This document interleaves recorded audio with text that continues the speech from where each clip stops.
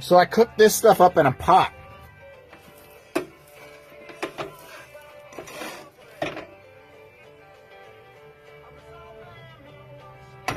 It smells like brown sugar. Looks like brown sugar.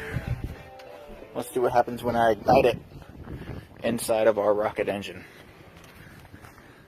I've plastered the back side of the rocket engine with it, and that should lead it up inside of the engine, and we'll go from there.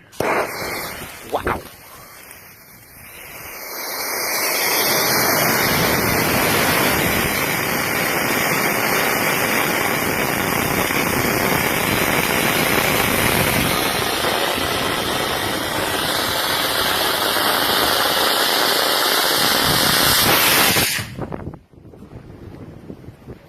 And it has left the yard.